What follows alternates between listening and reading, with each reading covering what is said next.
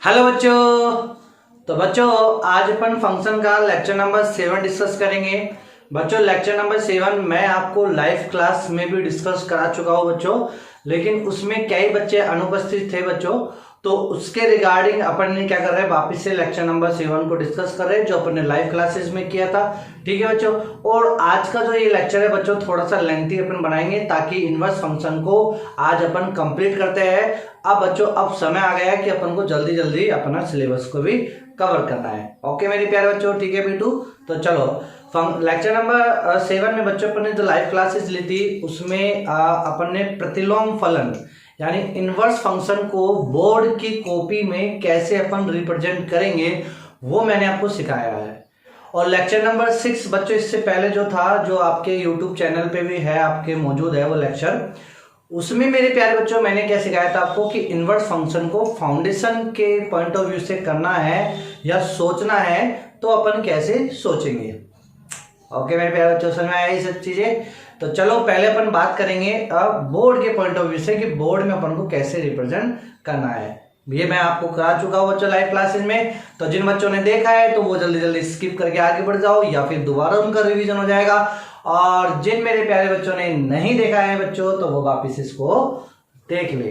तो बच्चों inverse function में यानी प्रतिलोम फलन,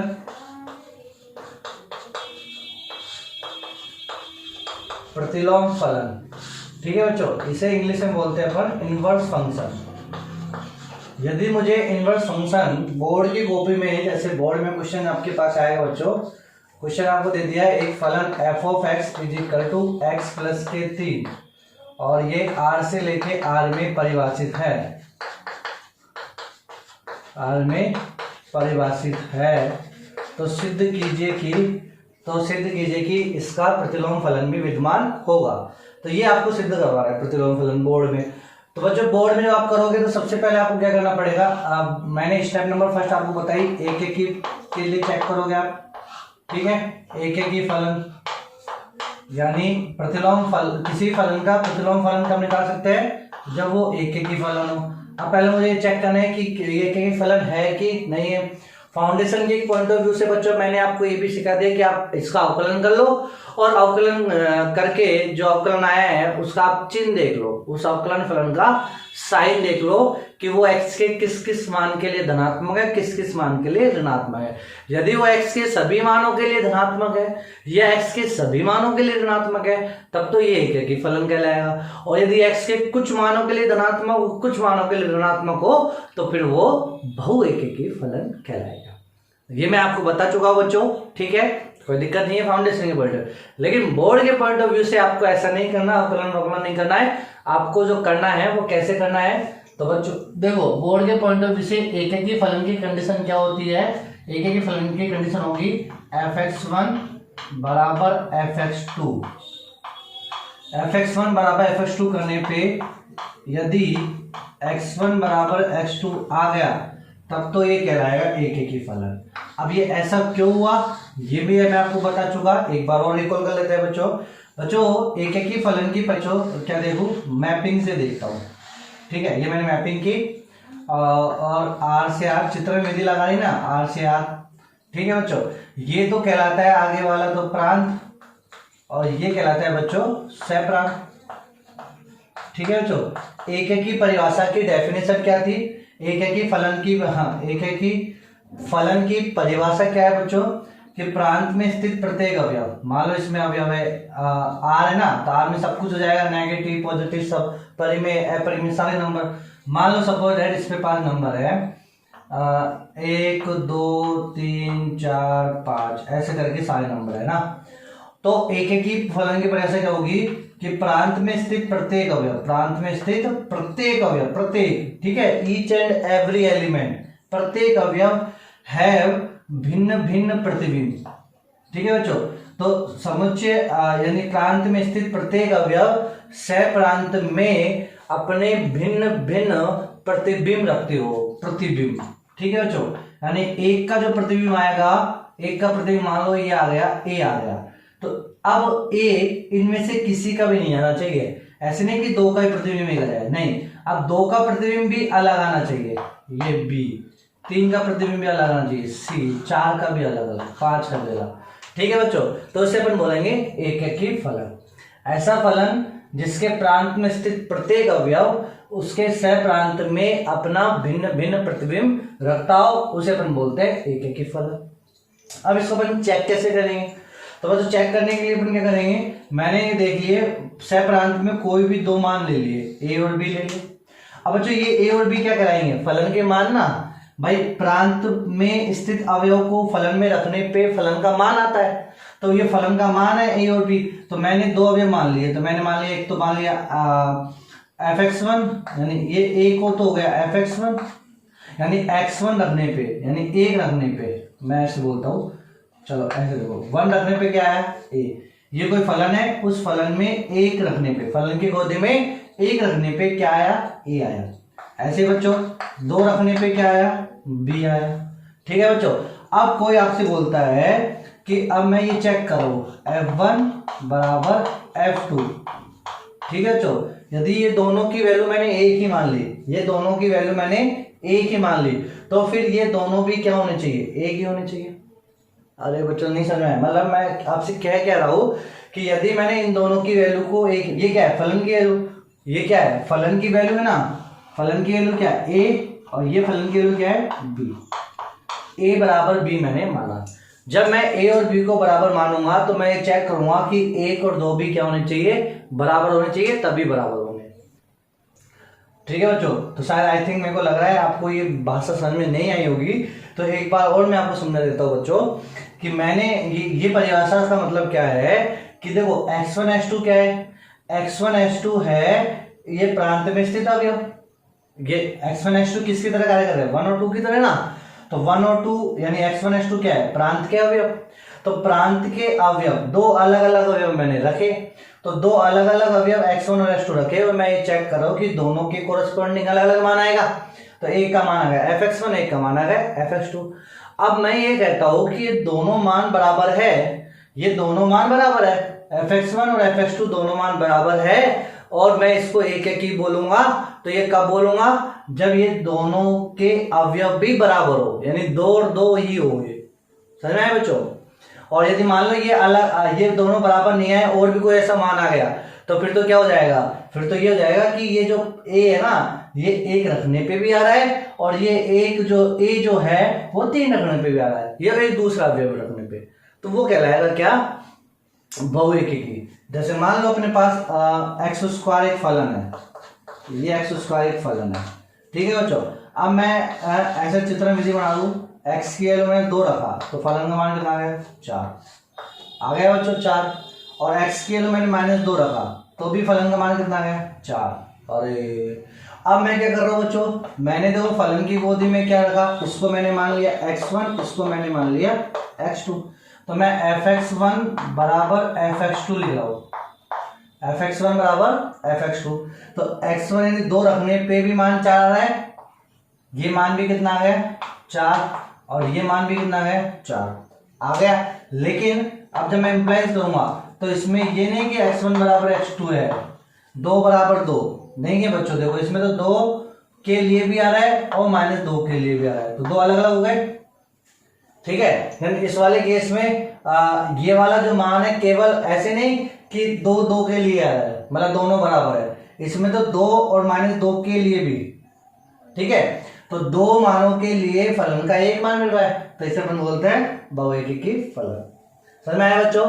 और यदि आपको और भी अच्छे से समझ में नहीं आया हो तो ये आपको याद रख लेना है। ठीक है बच्चों, कि फलन के 2 मान, फलन की प्रांत में स्थित 2 अलग अलग वैल्यू के लिए फलन का मान बराबर हो जाए तथा ये दोनों वैल्यू भी बराबर हो जाए तो ये कहलाएगा एककी फलन। ठीक है बच्चों, वापस सुन लो क्या है, तो क्या होंगे बच्चों, अपन क्या बोलेंगे कि यदि मैंने कोई 2 वैल्यू लिए, ठीक है, प्रांत में से कोई 2 वैल्यू ली और वो 2 वैल्यू फलन की गोदी में रखे और मैंने उनको बराबर सिद्ध कर दिया, बराबर कर दिया, और बराबर करने के बाद मैं चेक कर रहा हूं कि यदि ये दोनों वैल्यू भी बराबर हो गई, x1 और x2 बराबर हो गई, तब तो वो कहलाएगा एककी फलन। और इसके अलावा एक और रिलेशन आ गया, मतलब ये दोनों वैल्यू बराबर रखने पे x1 बराबर x2 तो आ रहा है, साथ में और भी कुछ आ गया, तो फिर वो कहलाएगा बहुएकी फलन। ठीक है बच्चों, समझ में आया? कोई दिक्कत हो तो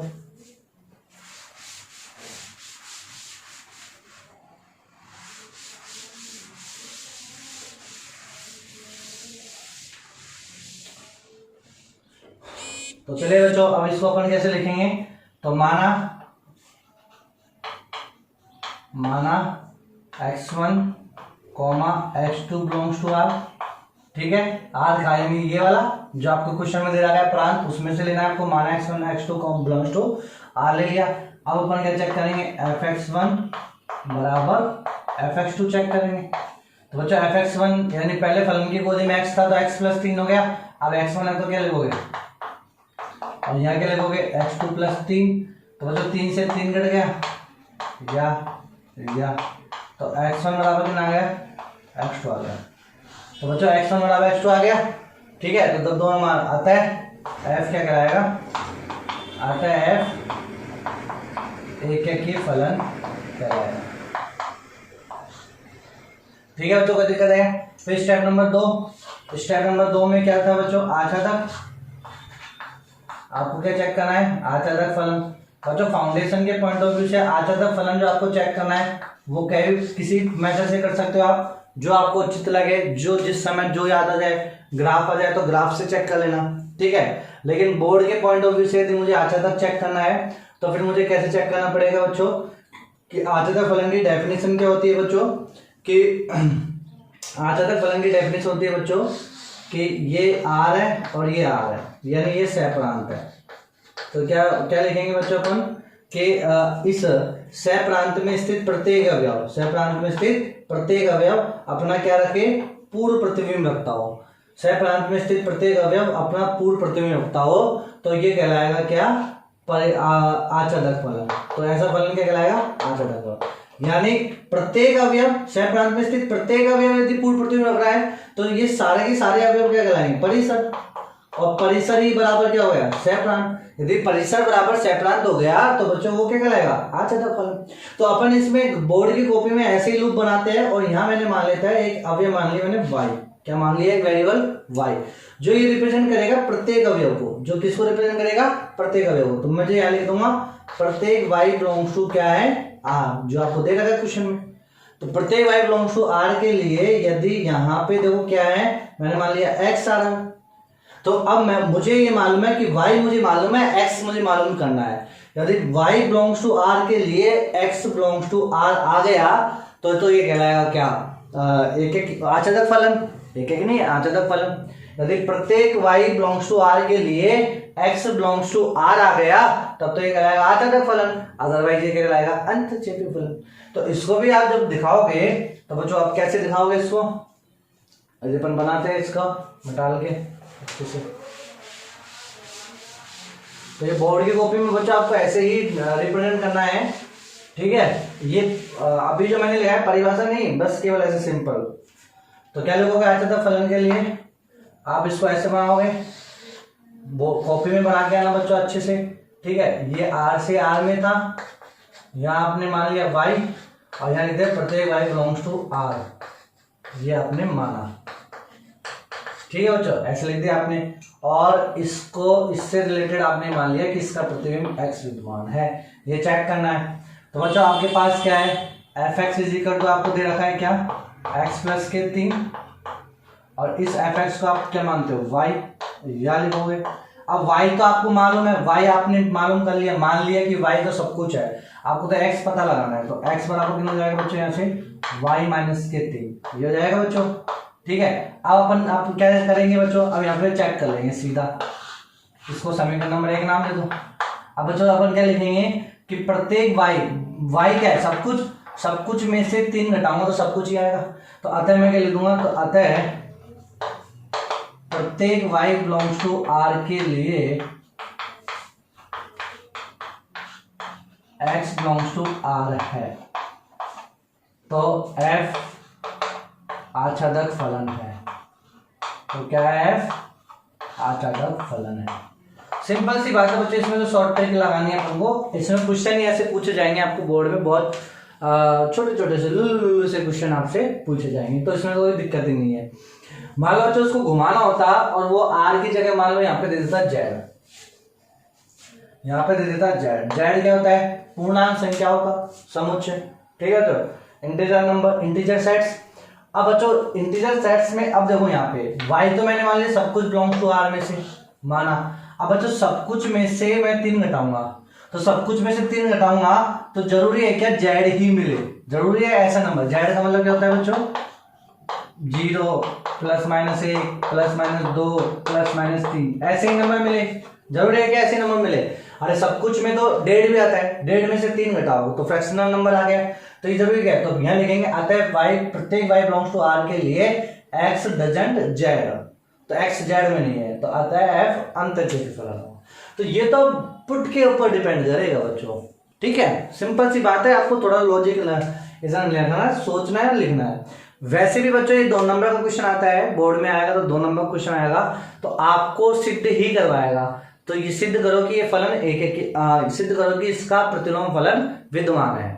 तो जब सिद्ध करना है तो एककी भी होगा, आच्छादक भी होगा, क्योंकि प्रतिलोम फलन यदि निकालना है तो उसका एककी और आच्छादक होना अनिवार्य है। ठीक है मेरे प्यारे बच्चों, समझ में आ गया। तो जो भी क्वेश्चन आएगा आप उसको इतना तो कर ही दोगे, घुमा के एक्स लिख दोगे और फिर यहाँ पे लिखना आता है y बिलोंग्स टू r के लिए x बिलोंग्स टू r है, जो भी आपको लिखना है यहाँ पे, जो भी कंडीशन दे रखी है वो देके और आच्छादक फलन। तो ये तो गई ट्रिक, एक थोड़ी सी ट्रिक है, ठीक है बच्चों।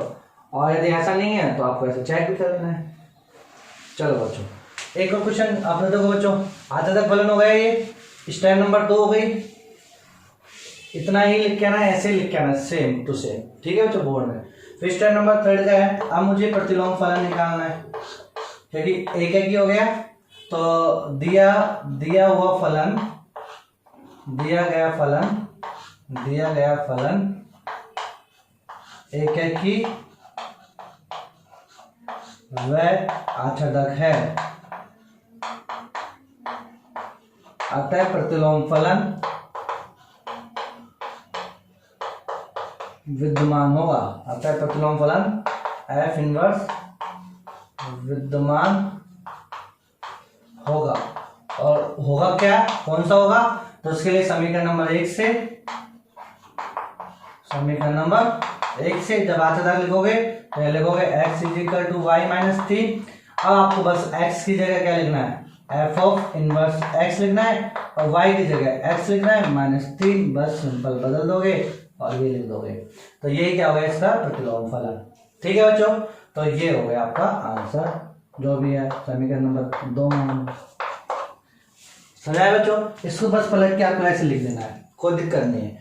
और ये कहानी में क्या है, कैसे पलटते हैं, तो मैंने आपको फाउंडेशन में सिखा दिया है। स्टेप नंबर 3 कैसे करते हैं, दिए गए व्यंजक में आप x और y को इंटरचेंज करोगे, क्यों, क्योंकि प्रतिलोम फलन में दोनों को इंटरचेंज करना जरूरी है ना बच्चों, x को y में बदलोगे, y को x में बदलोगे, ठीक है बच्चों।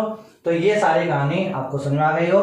तो मैं एक और क्वेश्चन करा देता हूँ आपको, जिसमें एक का उल्लंघन होगा, तो वो वाला क्वेश्चन मैं आपको करा देता हूँ। मान लो वो पूछा है तो कैसे पूछा जाएगा, ठीक है बच्चों। तो जल्दी मैंने ये रिकॉर्डेड क्लास है तो इसलिए आप इसको रोक के भी चेक कर लेना।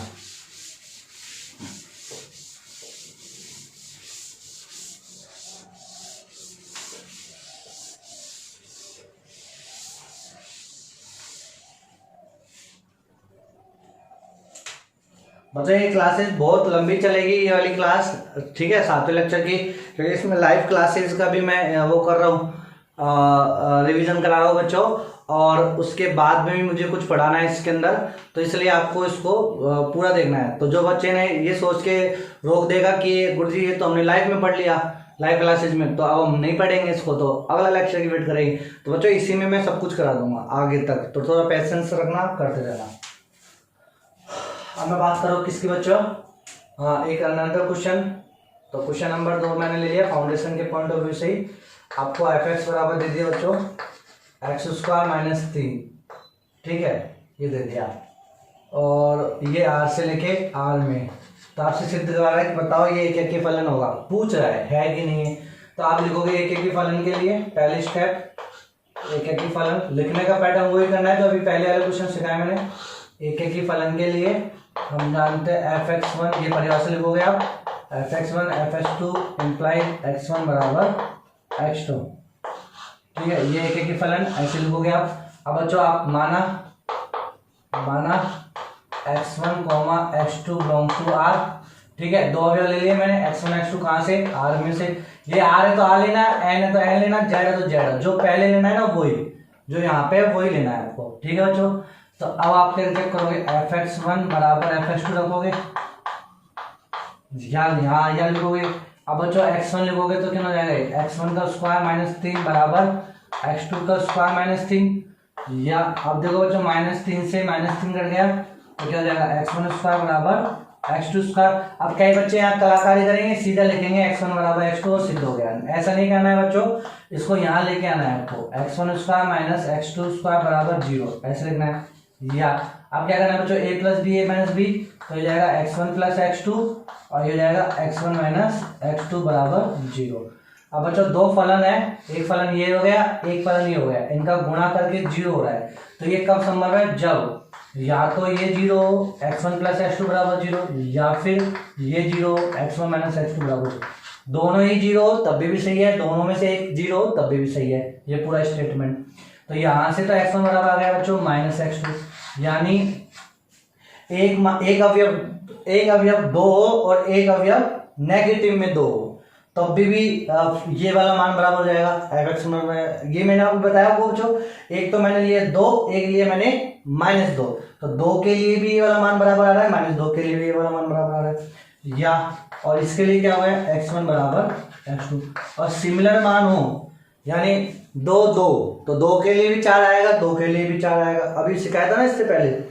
तो बच्चों अब इस वाले केस में क्या हो गया, 2 अलग मान आ गए, x की 2 अलग अलग वैल्यू के लिए, x की 2 अलग वैल्यू के लिए y का मान समान आ रहा है, तो अतः ये कहलाएगा बहुएकी फलन। तो इतना लिखने पे आप लिखोगे, आप अतः f बहुएकी फलन है, अतः f बहुएकी फलन है। समझ में आया बच्चों, कोई दिक्कत है क्या? तो ये ऐसे आपने लिख दिया, पहली स्टेप हो गई। दूसरी स्टेप आच्छादक के लिए, अब मैं साइड में लिख देता हूँ बच्चों, आच्छादक फलन के लिए ऐसे आपको साइड में लिखना है बच्चों। उस दिन मैंने कॉपी भी आपको दिखाई थी, बोर्ड की कॉपी कैसे लगती है बच्चों, कैसे दिखती है और उसमें कैसे अपन को सेट करना है, तो वो भी सब मैं आपको बता चुका था। ठीक है, तो बच्चों आच्छादक फलन के लिए आप लोगों को क्या करना है, ऐसे लो y लो, ये r है, ये r है ना, r है ना बच्चों। तो प्रत्येक y बिलोंग्स टू क्या मान लिया आपने, r, और ब्रैकेट लिखो माना, ऐसे मैंने माना। और बच्चों इससे रिगार्डिंग मैंने चेक करो x, प्रत्येक y, ये मुझे मालूम है कि y सब कुछ है, तो y के सब कुछ के लिए मुझे चेक करना है x क्या है। बच्चों यदि यहाँ पे r की जगह n होता तो यहाँ n लेते, z लेते और उसी प्रकार के नंबर आपको बैठा के चेक करना होता। चलो अब कोई दिक्कत नहीं, ज्यादा डिटेल में तो मैं फाउंडेशन में ले जाऊंगा, इसमें नहीं सोचना आपको कुछ भी, है ना। तो बच्चों अब फलन आपको क्या दे रखा है, y बराबर f of x equal to x square minus 3, ये दे रखा है। या क्या करोगे आप, y को तो ले जाओगे, x को तो लाओगे, तो एक्स स्क्वायर बराबर कितना हो जाएगा, y प्लस के 3 हो गए। या है ना बच्चों, अब x बराबर कितना हो जाएगा, तो 128 plus minus root y plus के 3, ये हो गया। ठीक है, स्क्वायर टाइम। अब ये हो गया बच्चों। अब मुझे चेक करना है क्या, कि प्रत्येक y, मैंने क्या लिखा कि y की वैल्यू सब कुछ है, तो बच्चों y की वैल्यू सब कुछ है। अब इस सब कुछ में ऋणात्मक वैल्यू रखेंगे, मान लो -5 रख दिया मैंने, तो -5 प्लस 3 करेंगे तो -2 आ गया, और रूट के अंदर -2 बैठने का मतलब ये है कि x की वैल्यू आयोटा में रहेगी। x की वैल्यू किस में रहेगी, आयोटा में। तो इसका मतलब प्रत्येक y बिलोंग्स टू r के लिए x की वैल्यू r हो ये जरूरी नहीं है, x की वैल्यू तो काल्पनिक भी हो गई। कैसे हो गई बच्चों, काल्पनिक भी हो गई। ठीक है मेरे प्यारे बच्चों, समझ आया? ओके आया ना बच्चों समझ में अच्छे से। तो बच्चों ये मैं चेक करो कि प्रत्येक y बिलोंग्स टू r के लिए x doesn't belongs to r है, यानी y की कुछ ऋणात्मक वैल्यूओं के लिए तो x की वैल्यू काल्पनिक आ रही है, कल्पना कर रहे हैं अपन x की वैल्यू आएगी, तो वो आ नहीं रही तो अपन रख नहीं सकते। यानी इसका मतलब ये है कि यहाँ पे यदि मैं x की वैल्यू -5 रखा तो मैंने चेक किया कि इसका पूर्ण प्रतिबिंब है ही नहीं, इसके अंदर इसका पूर्ण प्रतिबिंब तो है ही नहीं, तो इसका परिसर छोटा हो जाएगा, प्रांत सह बड़ा हो जाएगा, तो परिसर और सह बराबर ही नहीं है, तो बराबर नहीं है तो फिर वो क्या कराएगा, अंतःक्षेपी। तो अतः आपको यहाँ पे इतना कुछ नहीं लिखना, ना कुछ समझाना है, कुछ समझाना भी नहीं है, बस आप सीधा डायरेक्टली चेक करके अतः प्रत्येक y बिलोंग्स टू r के लिए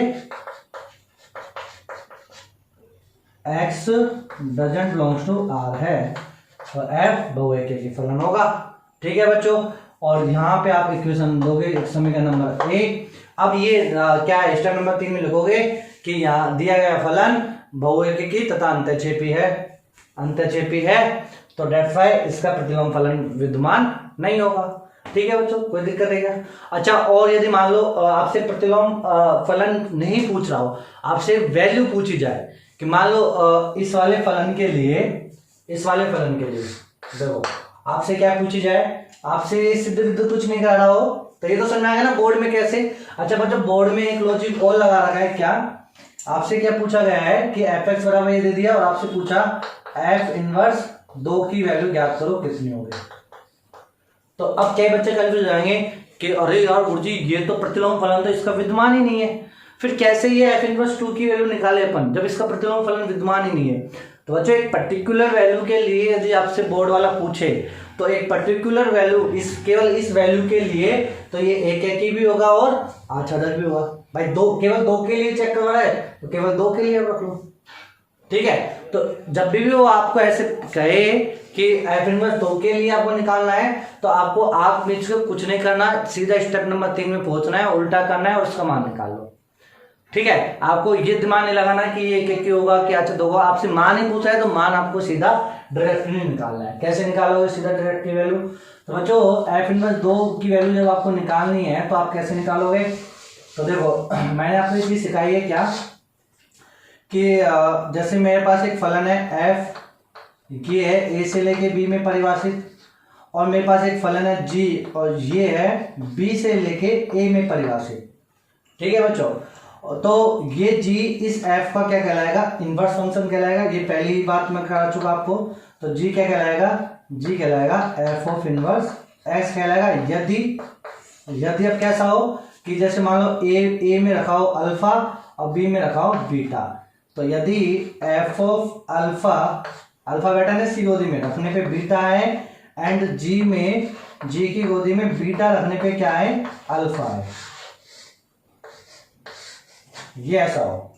ठीक है बच्चों, तो यदि f कोई फलन a से b में परिभाषित हो और g b से a में परिभाषित हो, और ऐसा भी हो कि जैसे a में स्थित प्रत्येक अवयव रखने पे उसका b में आ रहा हो, और वही b के मानों को जब मैं g में रखूंगा तो वो ऐसे के ऐसे a दे रहा हो। जैसे अल्फा रखने पे बीटा आया हो और g की गोदी में बीटा रखने पे अल्फा आया हो, तब ये कहलाएगा इसका प्रतिलोम फलन, एक दूसरे का प्रतिलोम फलन कहलाएगा। तो यहाँ पे देखो बच्चों, तो ये g की गोदी में बीटा बैठाओ, चाहे f इनवर्स की गोदी में बीटा बैठाओ अल्फा, ऐसे होगा। ठीक है, अब ये देखो ये जो बीटा है f इनवर्स की गोदी में जो बीटा बैठा है ये तो कहलाएगा y का मान, इस फलन का बीटा, इस फलन का y का मान। यानी f इनवर्स 2 के लिए अपन को चेक करना है तो मुझे f इनवर्स 2 के लिए अल्फा निकालना है, और अल्फा क्या होता है? अल्फा होता है इस फलन का x का मान। यानी अल्फा क्या होगा? मुझे यहाँ पे जो वैल्यू आई, मान लो ये वैल्यू आ गई मेरे पास अल्फा आ गई, तो ये अल्फा क्या होगी? ये अल्फा होगी इस फलन की x की वैल्यू, जिसमें y की वैल्यू क्या रखने? 2 रखे। तो कैसे चेक करोगे इसको बच्चों? तो आप ऐसे लिखोगे कि y बराबर x स्क्वायर माइनस 3 दे रखा है, आपको f इनवर्स 2 की वैल्यू चेक करनी है। इसका मतलब y की जगह 2 रखो, तो 2 रखने पे x की वैल्यू क्या आ गई? वो कह रहा है ये f इनवर्स 2 का मान। समझ आया बच्चों? तो ये मैं आपको बता चुका पहले भी, यदि कोई बच्चों को नहीं मालूम तो वो आप लेक्चर नंबर 6 में देखो, तो वहां मैंने आपको बताया था। तो 2 ये कितना जाएगा? 5, तो x स्क्वायर बराबर कितना जाएगा? 5, तो x बराबर हो जाएगा प्लस माइनस √5। तो x की 2 वैल्यू आ गई। अब कौन सी वैल्यू अपन को रखनी है? तो केवल एक ही वैल्यू रखनी है, तो √5 बताओ या फिर माइनस √5 बताओ। ऑप्शन की बात आएगी तो ऑप्शन में केवल एक ही वैल्यू आपको ऑप्शन में मिलेगी, चारों में से एक मिलेगी। ऐसे नहीं कि √5 भी मिले और माइनस √5 मिले, ऐसा नहीं होगा, एक ही वैल्यू मिलेगी। समझ आया बच्चों? तो यदि आपसे कोई प्रतिलोम फलन की वैल्यू पूछे केवल, चाहे वो एक ही हो, नहीं हो रहा हो, आच्छादक नहीं हो रहा हो, फिर भी आपसे प्रतिलोम फलन पूछे तो आपको निकालने का पैटर्न ये होता है कि जिस मान के लिए पूछा वो मान दिए गए फलन का y का मान रखो, और दिए गए फलन में जो x की वैल्यू आएगी वो x की वैल्यू इसके प्रतिलोम फलन के मान होगा। ठीक है बच्चों, तो इसको उतारो आप। इतना अपन करा चुका, अब मैं आगे बढ़ता हूँ बच्चों। दिल को हमने देखे भीड़ में भी तन्हाई, देखो मेरे प्यारे बच्चों, तो बच्चों ये तो डील हो गई बोर्ड की और पहले डील हो गई थी फाउंडेशन की। अब अपन वापस अपने पॉइंट पे आते हैं कि फाउंडेशन के पॉइंट ऑफ व्यू से मुझे यदि प्रतिलोम फलन को ज्यादा डिटेल में लेके जाना है तो बच्चों देखो, प्रतिलोम फलन में मैंने आपको चेक करना सिखा दिया क्या कि स्टेप नंबर फर्स्ट में अवकलन करोगे, एक एक के लिए क्या करोगे, एफ डैश एक्स कर लो, सिंपल सी बात है, बस अवकलन कर लो उसका, ठीक है। स्टेप नंबर 2 में क्या किया बच्चों, रेंज निकालना, ठीक है। रेंज निकालो आप अपने ही तरीके से, बेसिक मैनिपुलेशन जो भी आपके दिमाग में आ रहा है वो रेंज निकालने का तरीका बताओ। दोनों को देख के यदि आपको लग रहा है कि ये हो तो स्टेप नंबर 3 यानी उसका इनवर्स निकाल लो, ठीक है बच्चों। तो मैंने आपको एक सीट दी है बच्चों, ठीक है, मैंने सीट अपलोड कर दी है, तो वो सीट मैं आपको दिखाता हूँ लाके।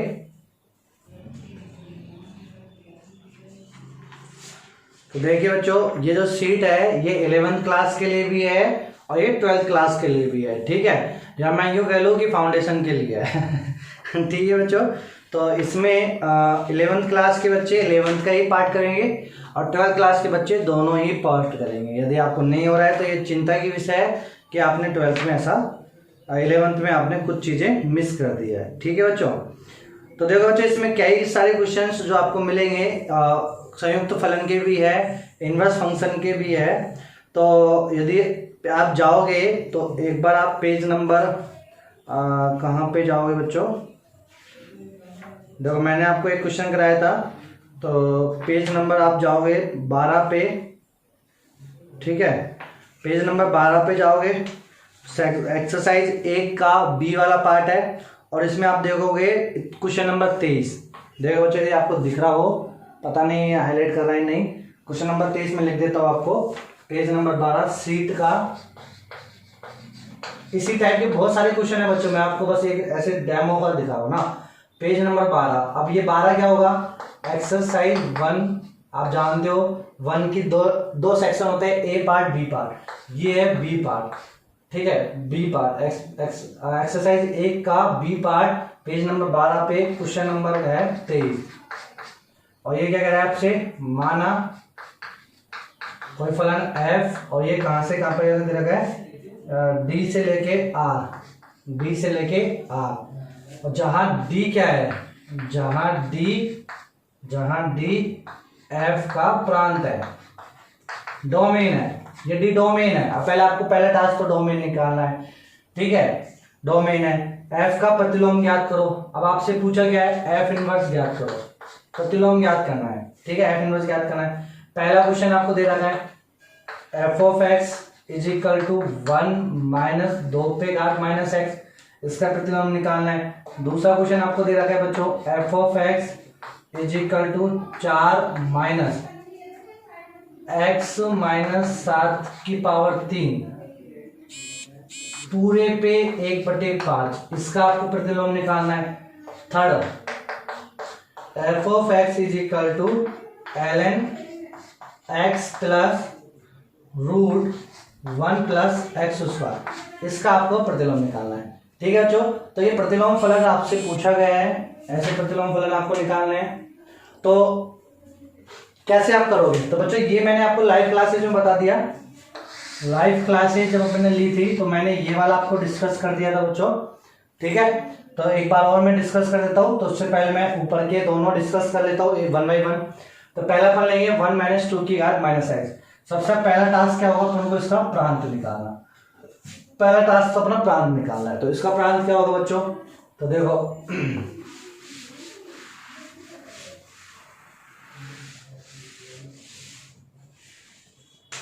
तो बच्चों यहाँ आपके पास फलन F of x is equal to है 1 माइनस 2 पे घात माइनस एक्स।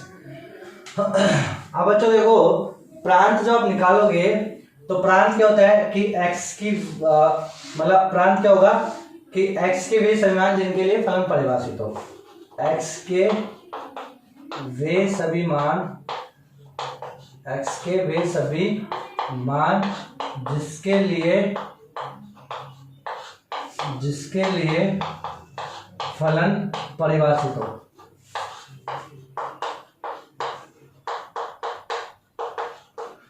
फलन परिभाषित हो। ठीक है बच्चों। अब बच्चों मैं ये कहूँगा आपसे कि जो भी सीट मैंने आपको दी है उसको डाउनलोड करके आप खुद से प्रिंट निकलवा लो तो और भी अच्छा है। फोटोकॉपी करा लोगे बच्चों, प्रिंट निकालोगे आप, 17 पेज में हो जाएगी ये प्रिंट। ठीक है, 34 पेज है, 17 पेजों में हो जाएगा। तो 17 पेज जब आप लोगे तो 17 पेज 17 रुपये के। तो जब आप ये 17 रुपये खर्च कर लोगे तो ये ज़्यादा महंगे नहीं है बच्चों। अच्छा ये और है, यदि कोई बच्चे के ये 17 रुपये की नहीं हो रही, महंगी हो रही है, तो वो बता देना मेरे को। 17 रुपये से ज़्यादा मत देना, 20 रुपये से ज़्यादा तो देना ही मत बिल्कुल भी फोटोकॉपी के। ठीक है अच्छा, तो 20 रुपये में काम हो जाएगा। अब 20 रुपये में आप इसकी फोटोकॉपी करा लेना तो आपको अच्छा रहेगा, कभी भी आप इसको खोल सकते हो। तो प्रांत क्या होता है बच्चों? एक्स के वे सभी मान जिसके लिए फलन परिभाषित हो वो कहलाएगा प्रांत। अब मुझे इसका प्रांत निकालना है एफ ऑफ एक्स का। तो बच्चों मुझे ये चेक करना है कि 2 की गोदी में क्या बैठा सकता हूँ, क्या नहीं बैठा सकता। तो बच्चों 1 माइनस के 2 पे घात माइनस एक्स है। अच्छा 2 पे घात माइनस एक्स को, या कई बच्चे ऐसे बोलेंगे कि मैं इसको ऐसे लिया हूँ, नीचे लिया हूँ 2 पे घात एक्स।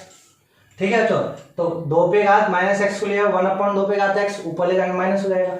फिर बच्चों मैंने क्या किया, इसका एलसीएम ले लिया ऐसे, तो ये जाएगा 2 पे घात एक्स माइनस 1/2 पे घात एक्स, ऐसे हो जाएगा।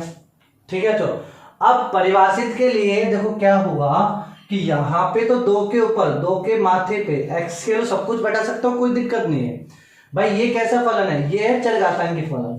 ये कैसा फलन है बच्चों? चरघातांकी फलन। चरघातांकी फलन, चरघातांकी फलन कैसे दिखता है बच्चों? y बराबर a की पावर x, y बराबर a की पावर x इज कॉल्ड चरघातांकी फलन। क्या कहलाता है बच्चों? चरघातांकी फलन। और इसमें 2 प्रकार के क्वेश्चन बनते हैं, जब a की वैल्यू 1 से छोटी हो और a की वैल्यू 1 से, मतलब a की वैल्यू 1 से बड़ी हो और a की वैल्यू 1 से छोटी हो। और फिर क्या बच्चे बोलेंगे गुरुजी a की वैल्यू 1 हो तो फिर ये फलन ही नहीं होगा, क्योंकि ये 1 पे पावर कुछ भी उसका आंसर कितना हो जाएगा? 1 हो जाएगा। ठीक है बच्चों, तो 1 का मतलब नहीं। चरघातांकी फलन कब होगा? जब a की वैल्यू 1 से बड़ी हो और a की वैल्यू 1 से छोटी हो। लेकिन जब 1 से छोटी हो तो ऐसे नहीं कि 0 से बड़ी होनी चाहिए। ठीक है बच्चों, ऋणात्मक नहीं होनी चाहिए। तो चरघातांकी फंक्शन में कभी भी ऐसा नहीं होगा, कभी भी ऐसा फलन नहीं मिलेगा आपको -2 पे घात एक्स, ऐसा कभी नहीं मिलेगा। -2 पे घात एक्स ऐसा नहीं मिलेगा कभी भी आपको। -2 पे घात एक्स मिला तो ये चरघातांकी फलन नहीं है, क्योंकि नेगेटिव नंबर अलाउ नहीं होता है, ये चरघातांकी फलन नहीं होगा। ठीक है, ये फलन ही नहीं होगा। चरघातांकी छोड़ो, ये क्या नहीं होगा? फलन ही नहीं होगा। तो चरघातांकी फलन के लिए बच्चों a की पावर x होता है, a बराबर 1 नहीं होगा। 1 की वैल्यू 0 से लेके 1 तक हो तो ये अलग केस बनेगा, 1 की वैल्यू 1 से बड़ी हो तो ये अलग केस बनेगा। 1 की वैल्यू 1 से बड़ी हो तो ग्राफ जो बनता है इसका चरघातांकी फलन का वो ऐसे बनता है बच्चों, और 0 से छोटी हो और मतलब 0 से बड़ी हो 1 से छोटी हो तो इसका ग्राफ ऐसा बनेगा। तो ये चरघातांकी फलन का ग्राफ होता है बच्चों। ठीक है, दोनों ही केस में आप ऑब्जर्व करो कि x की वैल्यू में सब कुछ रख सकता हूँ, -1 से लेके +1 तक जा रही है। x क्या होता है? x एक्सिस पे जो वैल्यू होती है वो x कहलाती है, वही डोमेन कहलाती है। और इसके रिगार्डिंग जो वैल्यू आएगी फलन की वो कहलाएगी y एक्सिस पे। तो बच्चों हमेशा इसकी जो वैल्यू है सब कुछ बैठा सकता हूँ मैं, कोई दिक्कत नहीं है। ठीक है बच्चों, तो यानी यहाँ पे x की वैल्यू सब कुछ बैठा सकता हूँ, कोई दिक्कत नहीं है किसी प्रकार की। दिक्कत जब आएगी बच्चों तो दिक्कत आएगी इसके मान में। यहाँ पे देखो नीचे वाले में बच्चों, ऊपर वाले में यदि केवल यही होता 2 की पावर x -1 होता तो अपन कुछ भी नहीं बोलते, तो इसका डोमेन हो जाता x बिलोंग्स टू r, सब कुछ, कोई दिक्कत नहीं है, कुछ भी बैठाओ अलाउ है। लेकिन बच्चों दिक्कत ये आ गई कि नीचे है। अब नीचे ये वैल्यू 0 नहीं होनी चाहिए बच्चों।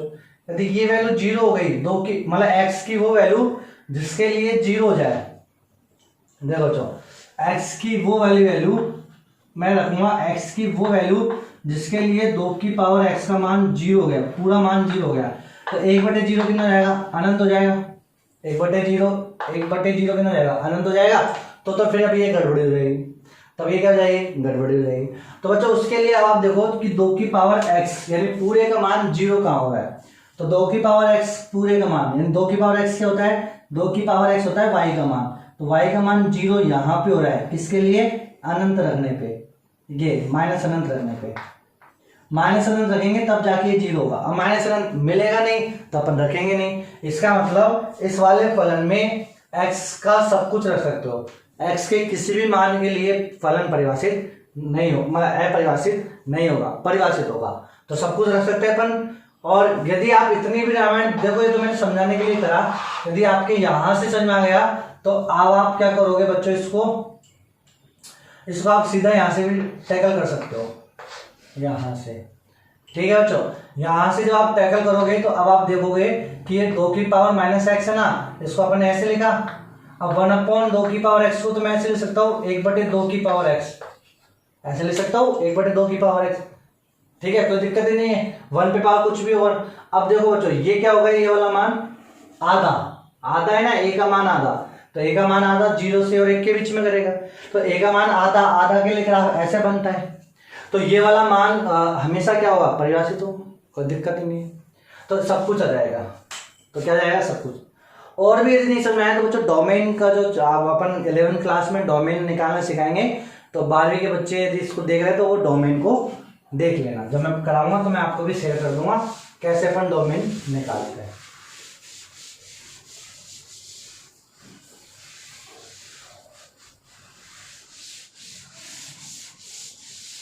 तो चलिए बच्चों, अपना जो क्वेश्चन था, ये क्वेश्चन है f of x is equal to 1 minus 2 की पावर माइनस एक्स, ये क्वेश्चन है। ठीक है, बराबर 1। ठीक है बच्चों, तो अपन ने ये चेक कर लिया कि इसका डोमेन क्या है, r, और दिया वो सह भी क्या दिया हुआ है, r, तो प्रांत r है और सह प्रांत r कैसे चेक कर लिया, मैंने रख के चेक कर लिया, सिंपल सी बात है, कोई दिक्कत नहीं। अब मुझे पहले स्टेप नंबर फर्स्ट निकालने क्या, एक के फलन, तो एक के लिए फलन अपन क्या करेंगे, इसका अवकलन करेंगे एफ डैश एक्स। तो बच्चों 1 तो इस 1 का कितना जाएगा 0, 1 का अवकलन कितना जाएगा 0। फिर बच्चों मैंने आपको ये सिखाया है ए की पावर माइनस एक्स का अवकलन, ए की पावर माइनस एक्स का अवकलन कितना रहता है, देखो बच्चों e की पावर माइनस एक्स का अवकलन आपने सीखा होगा, e की पावर x का अवकलन सीखा होगा, e की पावर x का अवकलन e की पावर x होता है, e की पावर माइनस x का अवकलन माइनस e की पावर माइनस x होता है। लेकिन ये बनेगा कैसे, वो बनता है इससे, e की पावर x, a की पावर x का अवकलन होगा बच्चों a की power x log e a, log e a ये होता है। इसी प्रकार बच्चों a की पावर माइनस x का अवकलन माइनस a की power minus x log e a। अब आप रख के चेक कर लो, तो ये क्वेश्चन इसी प्रकार बनेगा बच्चों। ठीक है, 2 की पावर माइनस एक्स जब आप रखोगे तो 2 की पावर माइनस एक्स कितना हो जाएगा, माइनस 2 की power minus x log E 2, यानी ई की पावर, ई क्या है बच्चों, ई होता है नेपियर नियतांक, और इसकी वैल्यू कितनी होती है 2.7 होती है। तो 2.7 जीरो से बड़ी हो गई ना बच्चों, तो मैं ई की पावर एक्स का मुझे अवकलन करना है, तो सूत्र में ये लगाऊंगा ई की पावर एक्स लॉग ई, और जो ए की वैल्यू क्या है ई, तो ई कितना हो जाएगा 1, तो ये बन जाएगा e की पावर x ही बन जाएगा।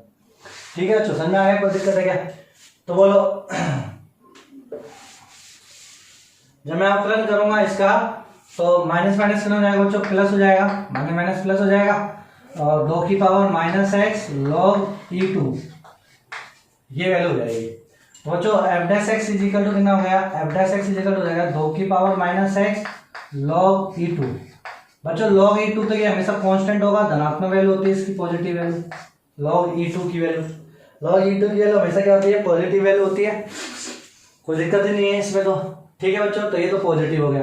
बात करेंगे इसके लिए 2 की पावर माइनस एक्स के लिए, तो बच्चों एफ डैश एक्स का जो साइन मैं चेक करूंगा, एफ डैश एक्स का साइन पूरा डिपेंड रहेगा 2 की पावर माइनस एक्स को, और 2 की पावर माइनस एक्स को मैं ले सकता हूँ 1/2 की पावर एक्स, कोई दिक्कत है क्या, अभी मैंने लिखना सिखाया, और ये वैल्यू पॉजिटिव है। अभी बच्चों मैंने ये भी आपको सिखाया कि यदि चर घातांकी फलन में a की वैल्यू 0 से बड़ी और 1 से छोटी हो, 0 से बड़ी 1 से छोटी हो, तो उसका ग्राफ ऐसे बनता है, थोड़ा इसको नजदीक कर लो, ऐसे बनेगा बच्चों। अब मुझे तो निकालना है, आई एम इंटरेस्टेड ओनली इसकी वैल्यू के लिए, x की वैल्यू के लिए नहीं, इस पूरी के लिए, तो 1/2 की पावर x y का मान ये आएगा और x का मान ये आएगा। तो बच्चों अब मुझे तो ये चेक करना है कि x की प्रत्येक value, x belongs to minus अनंत से लेके प्लस अनंत तक जाओ, तो ये यहां से लेके यहां तक जाओ, तो आप चेक करोगे 1/2 की पावर x का मान तो हमेशा धनात्मक आ रहा है, ऊपर से स्टार्ट है, यहाँ से हमेशा पॉजिटिव आ रहा है, तो ये वैल्यू हमेशा क्या होगी, पॉजिटिव होगी, और ये भी कैसी है, पॉजिटिव, तो पॉजिटिव से पॉजिटिव, तो मैंने क्या निकाल दिया कि F dash x is always positive, F x is always positive for प्रत्येक एक्स बिलोंग्स टू आर। तो प्रत्येक एक्स बिलोंग्स टू आर के लिए एफ एक्स क्या है, पॉजिटिव है, जीरो से बड़ा है। तो यदि ये ऐसा है कि प्रत्येक के लिए पॉजिटिव है, प्रत्येक के लिए नेगेटिव हो, तो ये एक एक ही फलन होगा। तो ये 1 माइनस 2 की पावर माइनस एक्स कैसा फलन है, एक एक ही फलन है। अब यदि आप इसको ऐसे करोगे बोर्ड के पॉइंट ऑफ व्यू से एफ एक्स वन बराबर एफ एक्स टू, तो फिर आपके तोते उड़ जाएंगे। ठीक है बच्चों, तो बोर्ड ये कहीं पूछेगा नहीं, तो डोंट वरी अबाउट दिस। यदि कोई बच्चा बोर्ड का देख रहा है तो घबराना मत, ऐसे बोर्ड में आपसे पूछा नहीं जाएगा। फाउंडेशन के पॉइंट ऑफ व्यू से तो आप करो फटाफट जो भी करना है आपको।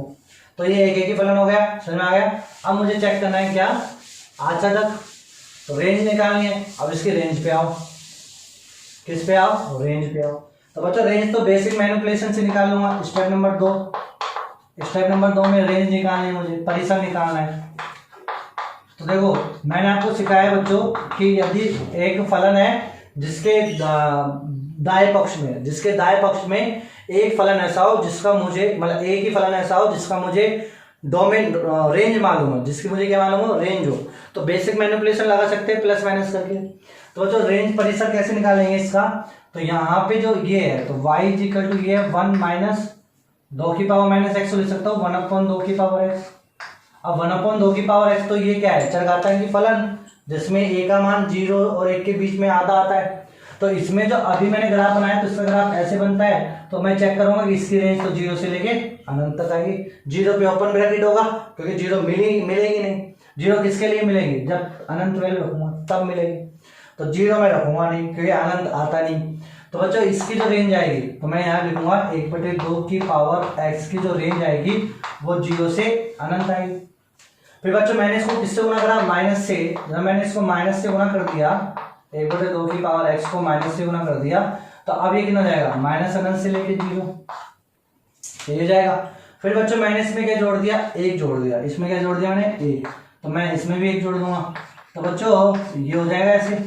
अब माइनस अनंत पे 1 जोड़ूंगा तो कोई फर्क नहीं पड़ेगा, माइनस अनंत होगा। और 0 में मैं जब 1 जोड़ूंगा तो कितना जाएगा, 1 आ जाएगा ओपन ब्रैकेट। तो इसकी जो रेंज होगी बच्चों वो जाएगी माइनस अनंत से लेके 1। तो माइनस अनंत से लेके 1 इसकी रेंज हो गई। और जबकि आपको सेपरान जो दे रखा है वो क्या दे रखा है, सब कुछ। और परिसर हो गई ये, तो परिसर, अब परिसर छोटी है ना सेपरान से, इसका मतलब इसमें क्या नहीं है, आच्छादक फलन नहीं है। ये कैसा फलन नहीं है बच्चों, आच्छादक फलन नहीं है। तो आच्छादक फलन नहीं है तो इसकी प्रतिलोम फलन भी संभव नहीं होगा। तो इसका प्रतिलोम फलन अपन नहीं निकाल सकते। तो आगे घटे मैं पॉइंट बच्चों समझ में आ गया, कोई दिक्कत है क्या।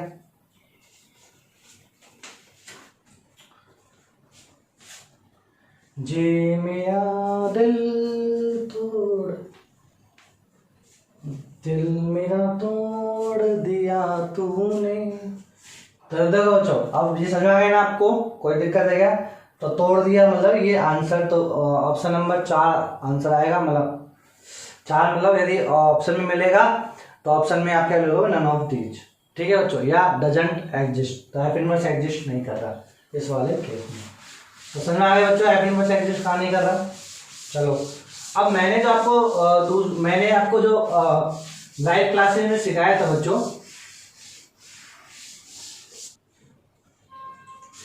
तो देखो बच्चों, तो बेटू अपने पास जो क्वेश्चन था F x is equal to ln x plus root x square plus 1। ठीक है, इसका मुझे निकालना है। तो सबसे पहले मुझे इसके डोमेन निकालनी है। तो डोमेन के लिए बच्चों देखो क्या होगा, डोमेन के लिए ये वैल्यू है ना x की, वो वैल्यू रखनी है जिसके लिए लॉग की गोदी में।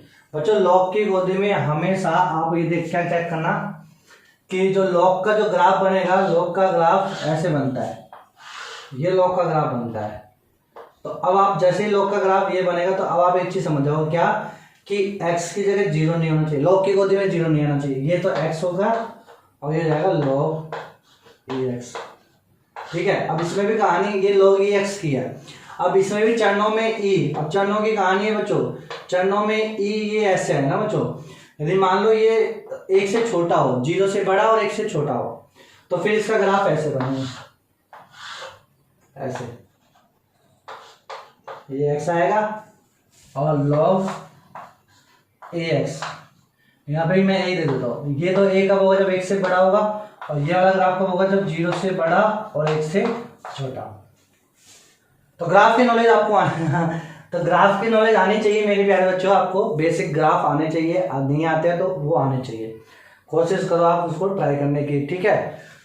अब यहाँ पे देखो बच्चों कि इसकी लॉग की गोदी में जीरो में बैठा ही नहीं सकता, क्योंकि जीरो के लिए -1 + 1 आएगा, तो जीरो नहीं बैठा सकता और ऋणात्मक वैल्यू नहीं बैठा सकता। लेकिन यहाँ पे सीधे सीधे उसने बोला है ln का मतलब क्या होता है, ln का मतलब होता है लॉग चरणों में e, ये होता है, ठीक है। अब उसने सीधा आपको x नहीं बताया, उसने आपको x को इस फॉर्म में बताया, x प्लस के रूट x स्क्वायर प्लस 1 ऐसे बताया।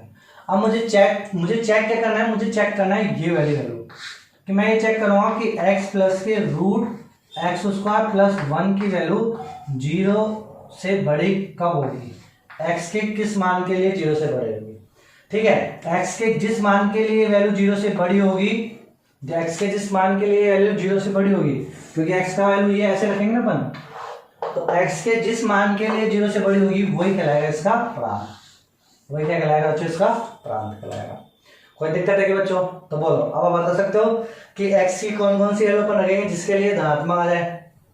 तो बच्चों अब यहां से अपन चेक कर लेंगे क्या कि ये जो x की वैल्यू है, ठीक है, मैंने एक बार रखा नेगेटिव वैल्यू, और नेगेटिव वैल्यू में मैं आपको बता दूं, चलो आप रख लो -5 रख लो, चलो x की वैल्यू -5 रख लो, तो यहाँ रखोगे -5 प्लस -5 का स्क्वायर 25 25 और 26 रूट 26। अब आप मुझे बता सकते हो बच्चों कि जो रूट 26 है, 25 होता तो 5 आता, अब ये 26 है तो 5 से ज्यादा आएगा, 5 पॉइंट समथिंग, और ये आ जाएगा -5।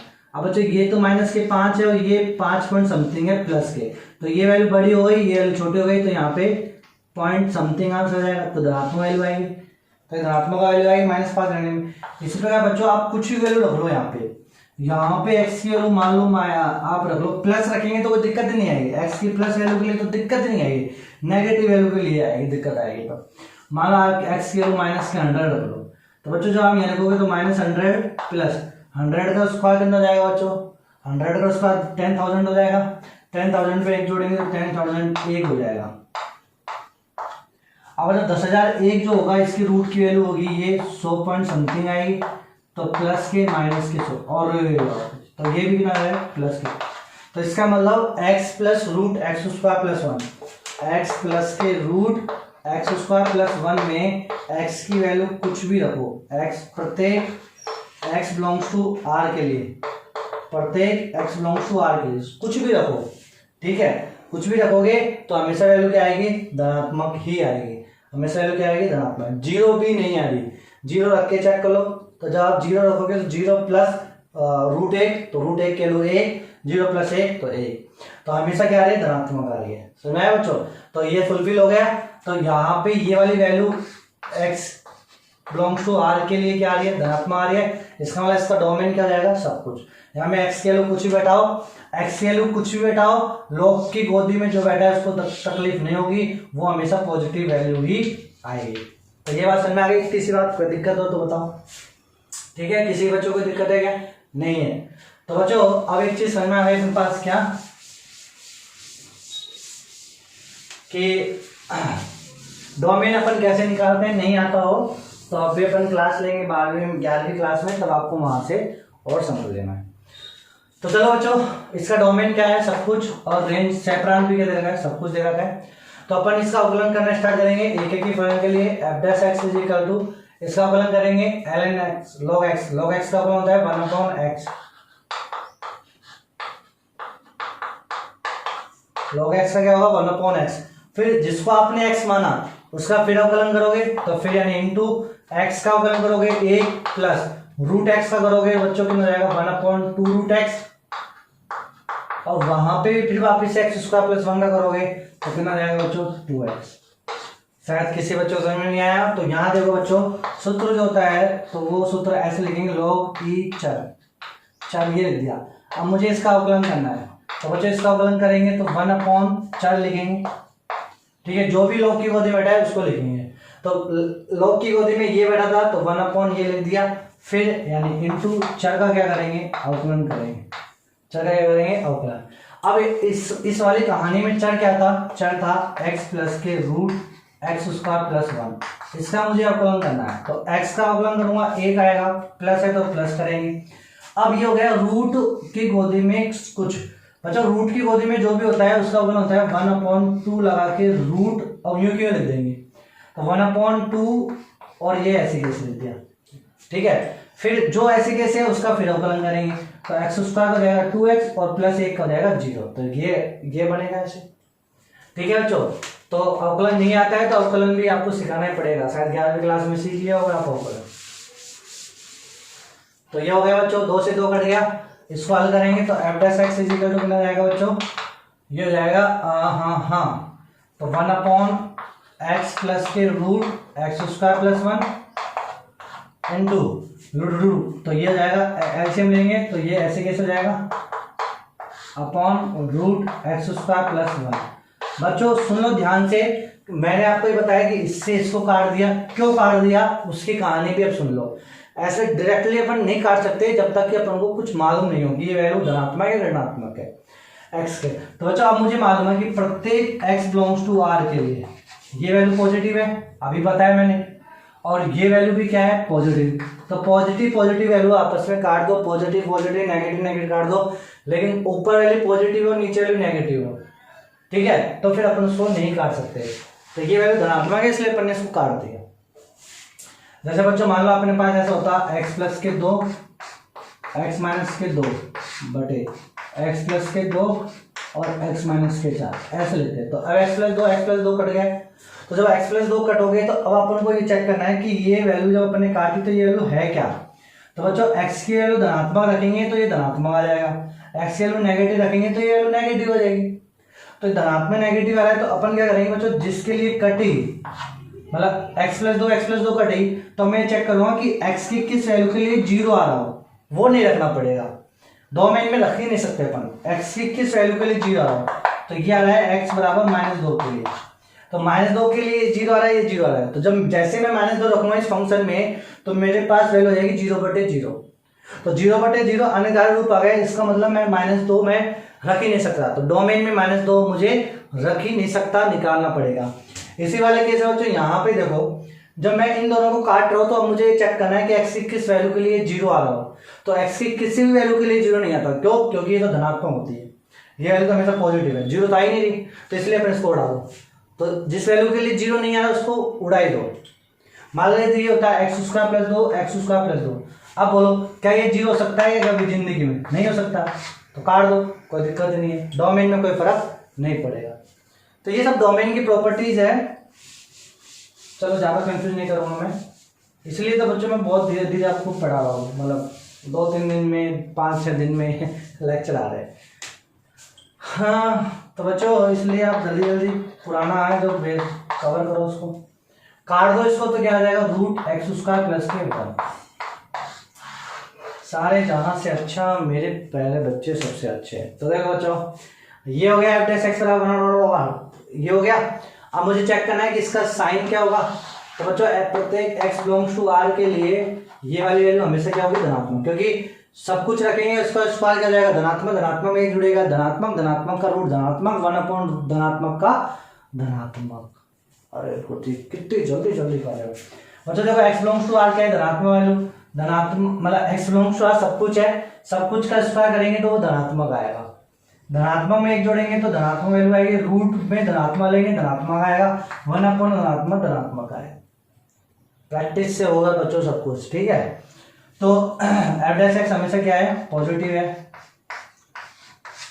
ठीक है, हमेशा क्या है पॉजिटिव वैल्यू है, किसके लिए प्रत्येक x बिलोंग्स टू r के लिए। तो ये कैसे फलन कहलाएगा एक एक की फलन, तो दिया गया फलन कैसा है एक एक फलन। अब मुझे निकालनी है इसकी रेंज, कैसे निकालनी है बच्चों इसकी रेंज, तो रेंज निकालने का भी मैंने आपको बता दिया।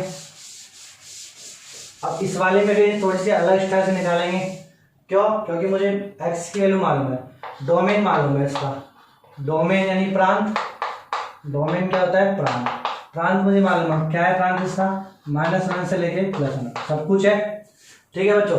तो मुझे एक बार लिमिट चेक कर लेता हूं मैं क्या, कि x की वैल्यू मैंने टेंस टू -1 रखी, लिमिट x टेंस टू -1, तो लिमिट x टेंस टू -1 रखूंगा तो ln x plus root x square plus 1, जब मैं चेक करूंगा तो मैं चेक करूंगा कि माइनस अनंत ये हो गया और ये हो गया प्लस अनंत। तो ये वैल्यू जो आएगी वो वैल्यू, ये वाली वैल्यू हो जाएगी अनंत माइनस अनंत फॉर्म रूप। तो अनंत माइनस अनंत रूप बन जाएगा।